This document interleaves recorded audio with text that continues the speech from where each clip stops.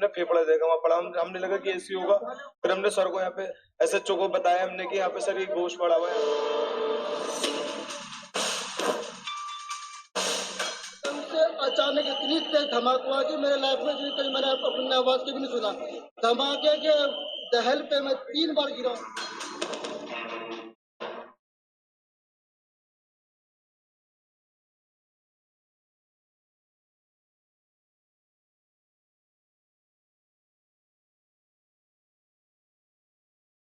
तो दोस्तों, आप इस भयानक दृश्य के माध्यम से देख पाएं कि दिल्ली में जो घटना घटा है ये काफ़ी चिंताजनक है। आज हमें इन विषय को बताने में बहुत ही दिल को चोट पहुंचेगा, क्योंकि ये सभी भारतवासी के लिए दुख का विषय है और दुख का घड़ी है।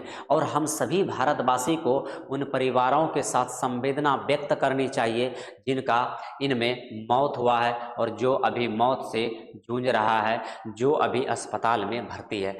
जरा सोचिए कि इस प्रकार का घटना कैसे आखिर इस लोकतंत्र के समय में, यानी कि भारत में जिस प्रकार से डेमोक्रेसी है, इस डेमोक्रेसी में पिछले कुछ वर्षों से, जैसे कि आप देखे होंगे कि पुलवामा अटैक हुआ है, उसके बाद आप देखे होंगे कि पहलगांव अटैक हुआ है और अभी अभी दिल्ली ब्लास्ट हुआ है। इन आखिर क्या मंशा है कि इस प्रकार का घटना हो रहा है? भारत सरकार भी इसमें कहीं ना कहीं अभी तक नाकाम रही है। अभी पहलगांव अटैक को कुछ ही दिन हुआ है कि इस प्रकार का घटना घट जाता है, और ये घटना इसलिए है कि इसको आप आतंकी रूप भी दे सकते हैं, लेकिन अभी जांच के अनुसार कुछ पता नहीं चला है कि वाकई ये आतंकी ही घटना है। अभी जांच एजेंसियां जांच कर रही है, लेकिन जरा आप उन चीज़ों को सोचिए कि किस प्रकार से ये घटना घटा है। आज हम सुरक्षित महसूस कर रहे हैं, लेकिन कहीं जब बाहर जाते हैं तो घर परिवार में सभी को एक चिंता लगा रहता है कि पता नहीं क्या होगा। प्लेन क्रैश कर जाता है, प्लेन में 200-250 आदमी मर जाता है, ट्रेन क्रैश कर जाता है, ट्रेन में जो है हजारों आदमी की जान चली जाती है और सरकार मुआवजा देने के लिए ऊपर आ जाती है। लेकिन जरा समझिए इन चीज़ों को कि क्या जान से बड़ा मुआवजा है।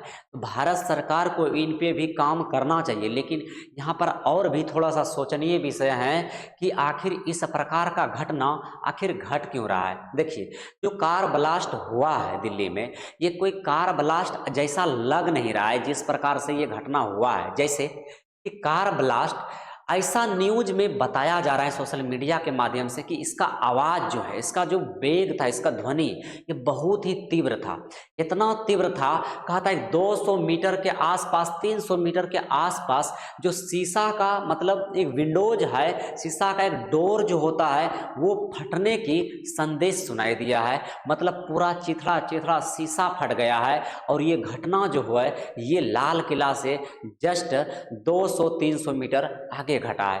क्या भारत के जीडीपी को प्रभावित करने का एक तरीका है, या फिर भारत में अभी जो धीरेन्द्र शास्त्री द्वारा हिंदू पद यात्रा को निकाला गया था, क्या धार्मिक हिंसा हो सकता है कि मुसलमानों द्वारा अटैक करवाया जाए? क्योंकि इनमें जो अभी तक नाम निकल के आया है ये किसी खास पर्सन का नाम नहीं निकल के आया, बट इसमें 2-3 मुसलमानों का नाम जरूर अभी निकल के आया है कि शायद ये मामला में, संगीनी मामला में ऐसा हो सकता है। तो क्या भारत जिस प्रकार से ग्रो कर रहा है दुनिया में, क्या भारत को रोकने का प्रयास कर रहा है, भारत को उलझाने का प्रयास कर रहा है? क्या भारत और पाकिस्तान फिर से एक बार युद्ध होने वाला है? अगर ये मामला कहीं ना कहीं अगर आतंकी रूप लेता है तो आप यकीन मानिए कि अगर मामला पता चल जाता है कि ये पाकिस्तान के द्वारा अगर टेरर अटैक फिर से हुआ है, तो कहीं ना कहीं पाकिस्तान और हिंदुस्तान में इस बार जो ऑपरेशन सिंदूर है ये 2.0 जबरदस्त दिखाई देंगे। और इस बात को आप यकीन माने।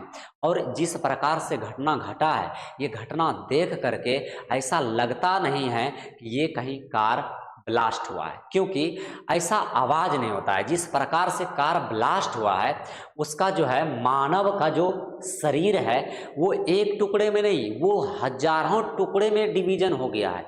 यानी कि वो उसका टुकड़ा जो है मतलब समझिए कि 300 मीटर, 400 मीटर, 500 मीटर दूरी पर मिल रहा है, और कार का एक एक पार्ट जो है 100-200 मीटर दूरी पर मिल रहा है। यानी सोचिए ये किस प्रकार का घटना है। तो आज थोड़ा सा हम इसके बारे में समझते हैं कि किस प्रकार इस घटना को अंजाम दिया गया था और क्या ये वाकई कार दुर्घटना था। तो आज थोड़ा सा हम एनालिसिस इस पर, आप इस फिगर के माध्यम से थोड़ा सा देखिए कि फिगर में जो दिखाया गया है, थोड़ा आप गाड़ी के नक्शों को देखिए कि किस प्रकार से गाड़ी को एकदम विचलित कर दिया गया है, गाड़ी का पार्ट को है अलग कर दिया गया है। और यहाँ पर जो है एक जमावड़ा जो है लगा हुआ है। पुलिस प्रशासन लगातार जो है इसमें मलबों को निकाल रहे हैं, लोगों का पहचान कर रहे हैं। अगर आप देखें तो यहाँ पर डिवीजन अगर देखें तो ये टुकड़ों में बढ़ गया है। ऐसा नहीं लग रहा है कि यहाँ पर हुआ क्या है, ये कोई मलबा है या फिर दबा हुआ लोग हैं, क्या है कुछ पता नहीं चल रहा है। लेकिन अभी तक इस घटना में जो है करीबन जो है 8 से 10 लोगों के मारे जाने की खबर आ चुका है और 20 से ज़्यादा लोग अभी भी अस्पताल में अपना मौत को मतलब एक प्रकार चुनौती दे रहा है और मौत से लड़ रहा है। ये घटना 10 नवंबर 2025 को होता है। अभी हाल ही में बिहार में 11 तारीख को इलेक्शन है, चुनाव है, और ये 10 तारीख को घटना होता है। तो क्या एक प्रकार से क्या समझा जाए इस घटना को, यार राजनीतिक रूप है।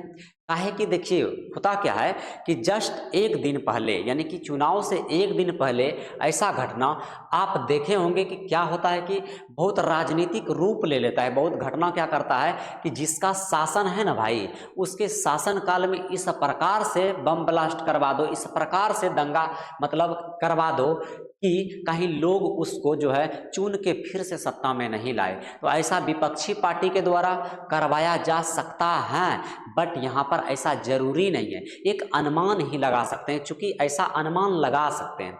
अब क्या रूप है ये तो जांच एजेंसियों के द्वारा पता चलेगा। काहे कि राजनीति भी एक ऐसा चीज है जो कि सत्ता प्राप्त करने के लिए लोग कुछ भी कर देता है। इस बात को भी आप ध्यान में रखें। और अब तक 20 लोगों का मौत हो गया है।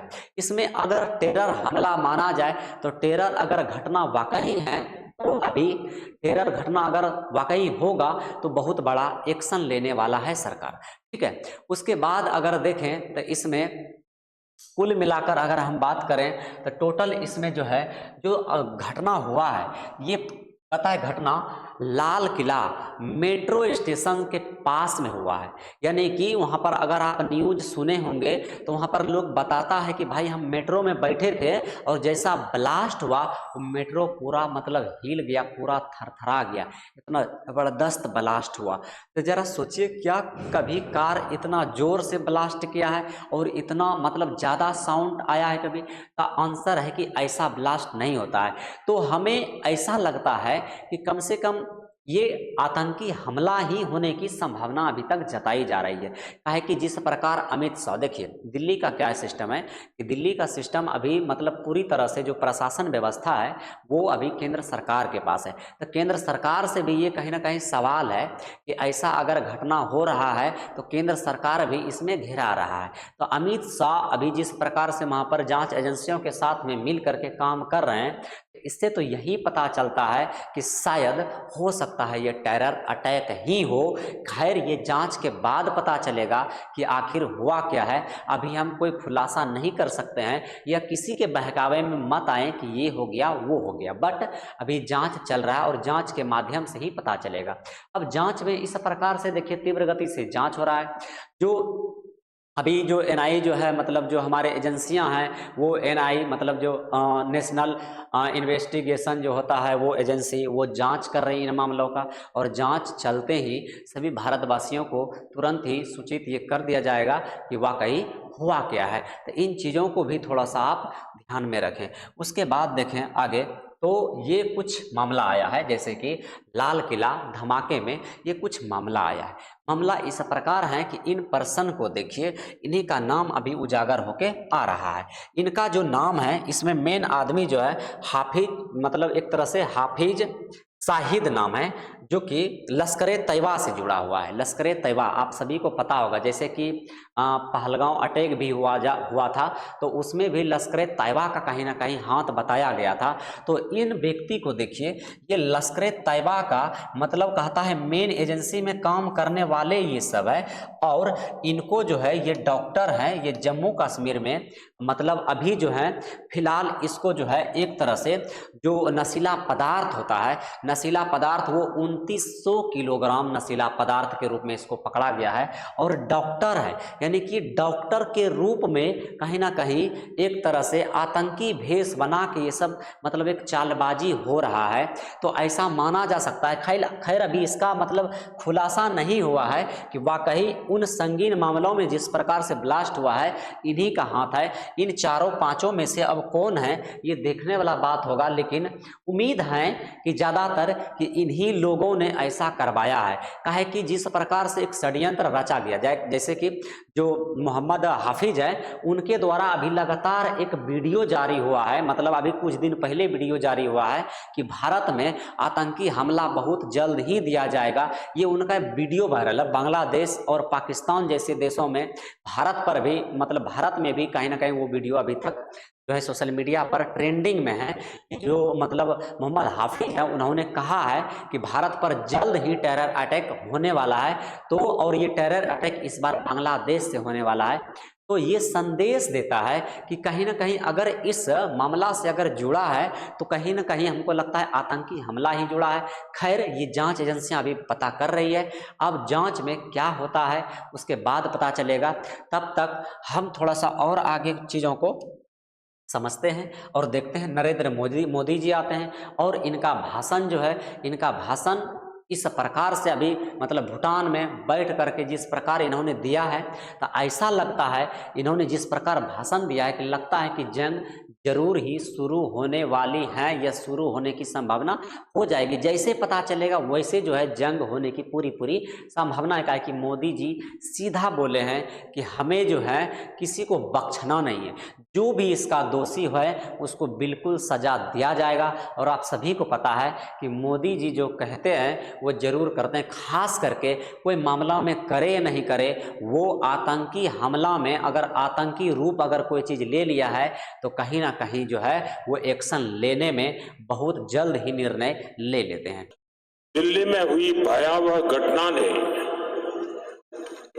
सभी के मन को व्यथित कर दिया है।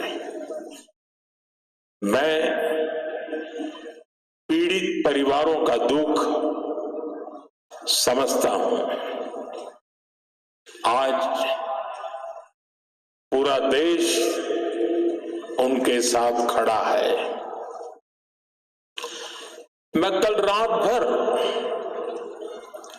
इस घटना की जांच में जुटी सभी एजेंसियों के साथ, सभी महत्वपूर्ण लोगों के साथ संपर्क में था, विचार विमर्श चलता था, जानकारियों के तार जोड़े जा रहे थे। हमारी एजेंसियां इस षड्यंत्र की तह तक जाएगी। इसके पीछे के षड्यंत्रकारियों को बख्शा नहीं जाएगा। ठीक है, तो अभी देश में हाई अलर्ट कर दी गई है।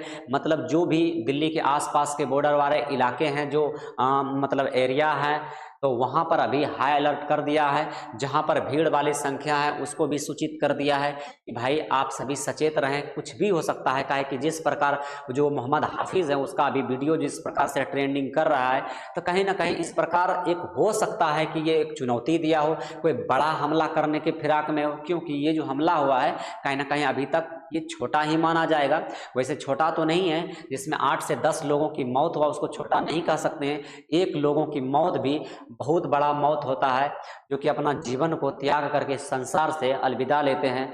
तो हम सभी भारतवासी की तरफ से परिवारों को संवेदना व्यक्त करते हैं और जो मृत्यु हैं उनको हम लोग मतलब तहे दिल से जो है मतलब श्रद्धांजलि देते हैं।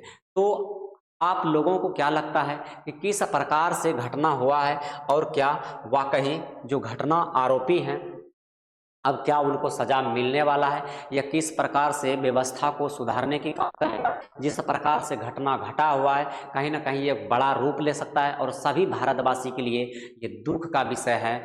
और आगे देखिए अब क्या होता है, भारत सरकार क्या एक्शन लेती है, क्या जांच में पता चलता है, ये तो देखने के बाद ही पता चलेगा। बाकी आप सेफ रहें, सुरक्षित रहें और अपने परिवारों के साथ बहुत ही खुशी से अपना पल बिताएं, क्योंकि पता नहीं कब किसका कहां कब अंत हो जाएगा और कैसे हो जाएगा, कोई देखा आज तक नहीं है।